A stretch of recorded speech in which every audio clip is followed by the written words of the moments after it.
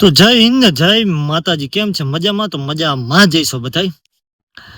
હવે હાલ તો તમને બધાને ખબર જ છે, ગોંડલ જ ચર્ચામાં છે, તો આપણે પણ ગોંડલ વિશે જ વાત કરવા આવ્યા છીએ.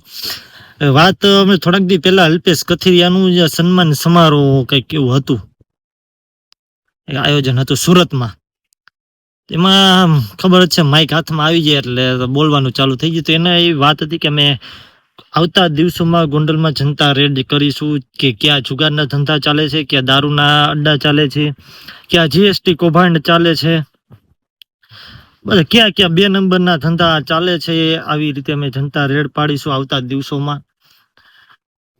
કાંઈ વાંધો નહીં, બરોબર છે, પાડો રેડ. હવે પછી પાછું કાલે ગુજરાત તક ન્યૂઝ ચેનલ છે, એમાં જિગીસા પટેલ એને પણ એવું કીધું કે આવતા દિવસોમાં અમારા આવા કાર્ય છે, જનતા રેડ પાડવાનું. ગોંડલમાં પાડશી અમે, ક્યાં ક્યાં ગામે બાયોડીઝલ ને પણ ઠીકું આવું બધું કંઈક કરતા હતા. તો એ વાંધો નહીં, સરસ, મજા આવી વાત સાંભળીને. હવે પછી મારા 3 વ્યક્તિને ખાલી સવાલ છે. એક તો જિગીસા પટેલ, અલ્પેશ કથિરિયા અને મેહુલ બોગરા, વકીલ સાહેબ આપણા. તો ખાલી થઈને તો સુરતમાં શું કાંઈ, સુરતમાં હું દારૂ ધંધા હાલતો જ નથી? જરાક કહેજો ને. સુરતમાં જુગારના ધંધા નથી હાલતા? સુરતમાં બાયોડીઝલના ધંધા નથી હાલતા? હું સુરતમાં એક કૌભાંડ જ નથી થતા? સુરતમાં મર્ડર જ નથી થતા? કી સારું કહેવાય. એમ મારો સવાલ છે ખાલી આ 3 વ્યક્તિને, કદાચ મારો વિડીયો બને તો શેર કરજો, જેથી એ વ્યક્તિ લગી પહોંચે. તો જરાક જવાબ આપજો કે સુરતમાં થાય છે કે નથી થતું. એમ થતું હોય તો પેલા અહીંયા બધું કરો ક્લીન.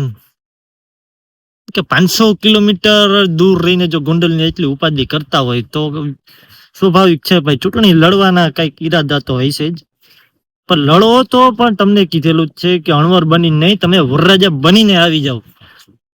માત્ર ને ફાંકા ફોજદારી રહેવા દો. ચૂંટણી આવે છે, લડીને બતાડો, કામ કરો સારા.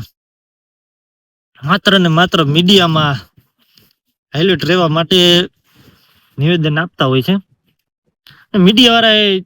થોડા કોલા કે બાકી આવા સવાલ તો કરો કે સુરતમાં હું કે 2 નંબરના ધંધા થતા જ નથી, ને કોણ કરે છે, શું કરે, બધાને ખબર જ છે, ને ક્યાં હાલે એ લગભગ ગુજરાતની જનતાને ખબર છે.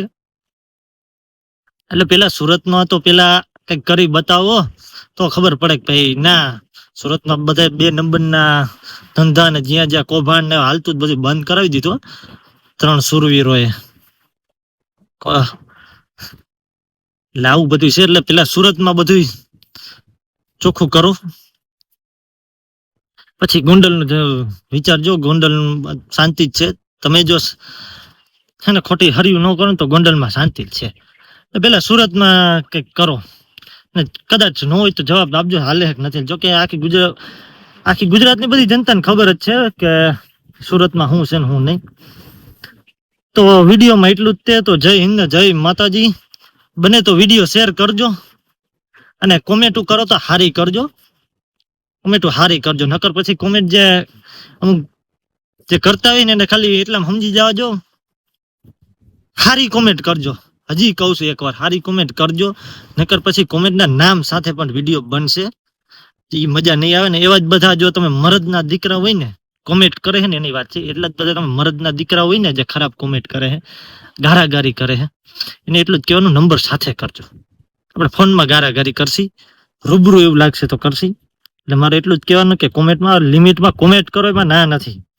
મારી કંઈક ભૂલ થતી હોય તો કોમેન્ટમાં કહો, પણ ગારાગારી કરવામાં થોડીક ધ્યાન રાખજો.